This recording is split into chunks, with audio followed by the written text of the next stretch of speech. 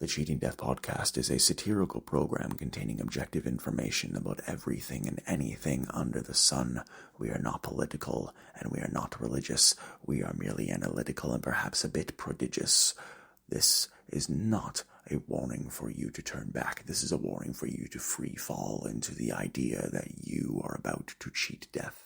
On today's episode of the Cheating Death Podcast, we touch on modern conversation and communication. How and why has it devolved to the point to where it is nothing more than a simple utterance of caveman dwelling, harboring, absolutely monosyllabic expression? Who knows? We seek justice and solace in the world and in the name of communication. But how we get there is solely up to the observer and the individual in whom is listening to this fair program. We also provide you with an all-new Annihilation Announcement, an all-new joke of the episode, and a top 5 list. And to reiterate, we have put the business spotlight on hold until the fall for a litany of reasons. Given the nature of today's economy, we want to be sure that people are given an opportunity to save money for the human monies required for advertising on the Cheating Death program. And we have also provided an opportunity for you, dear listener, to kick your feet up on that table, grab that iced coffee, because it is time for us to tell you how you can cheat death.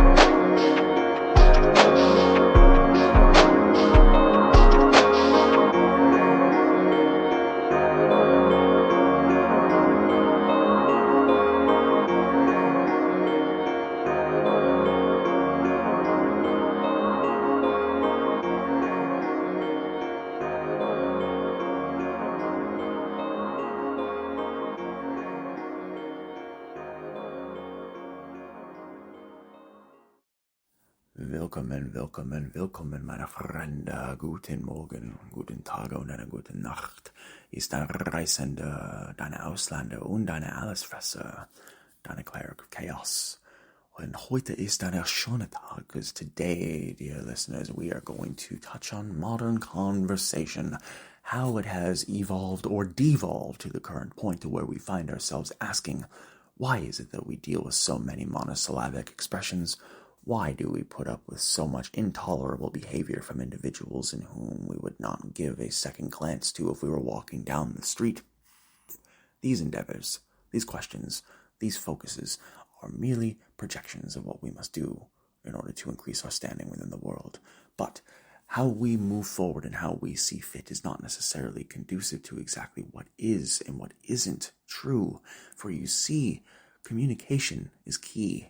It is an element. It is a beautiful byproduct of just how far we have come as a species, that we are capable of communicating in several different languages, in many different utterances, and in the fact that sometimes even when you look at someone, you can tell just what they mean without them having to say a word. For you see, conversation has evolved over the course of time, and to a point here in our modern era, we would categorize it as a de-evolution, given the nature and circumstances of the text messages alone, and how social media has devolved to a point where we no longer care about how we appear in certain dynamics and circumstances, how even individuals in whom do not share the cultural ethnicity of those in whom they are attempting to replicate, they speak in that manner predominantly, so they put themselves on a pedestal and that they look a little bit better than their counterpart. Though this actually serves to the opposite. It does not make you look better. It does not make you look more functional. It makes you look like an evil human being in whom chooses not to do the right thing and to try your very best and communicate with those in whom are trying to be human beings and communicate with you.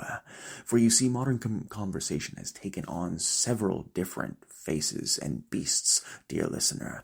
You have the monosyllabic cordial conversation between friends where it is simple one-line exchange back and forth.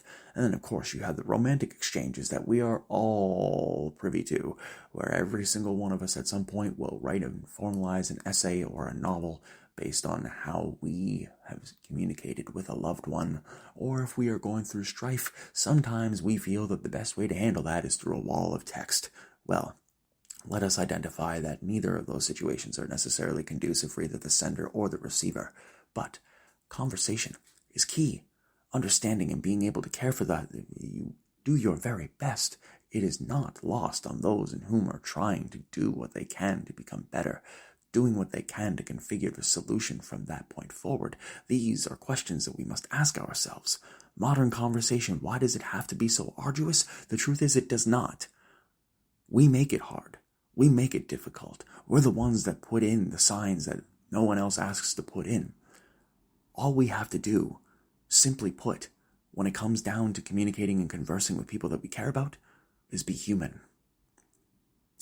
There will be a follow-up to this particular program and this episode, because there is a lot more to get into, and I genuinely hope each and every single one of you at some point throughout your life have the privilege and the luxury of having somebody in whom wants to have an actual conversation with you rather than just having a short exchange. But until then, dear listener, thank you for tuning in today and take care of yourselves and each other. This is your news anchor, the Cleric of Chaos, and this is your Annihilation Announcement. Over the course of time, eras, decades, centuries, millennia, we have reached a point to where we ask ourselves questions that we don't necessarily want to find the answers to. Why is this, you ask? How is it that we have gotten to a point as human beings to where we are no longer really able to quantify or identify what it is specifically that we desire or what we crave? These particular scenarios are not necessarily new conundrums, dear listeners, absolutely not.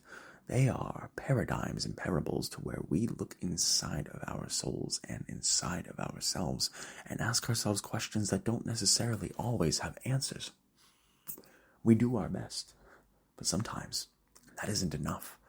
And we are fully aware that given the nature and dynamics of recent circumstances, that all we have to do is identify specifically what it is within us that makes us tick, what it is within us that makes us focus and breathe, what we can do to increase our standing, and do what we can to be better people within this world. Quite a few people, for whatever reason, have spoken directly to your host and asked if he is one of the 144,000, whatever the heck that means. But you have to ask yourself, are you one of this 144,000? Are you one of these people in whom has been selected through divine intervention to give yourself an opportunity to truly see exactly how corrupt and how crazy the world can be? These are not situations that are easily answerable or identifiable within any particular situation. But what you must do, dear listeners, you must believe in yourself and listen to your soul. For without either one, you are merely walking down a track with no navigation. This has been your news anchor, the Cleric of Chaos, and this has been your Annihilation Announcement. At the top of today's episode, we promised you a list of the program's current top 5 favorite takeout locations and or meals. And without further ado, let us dive right in.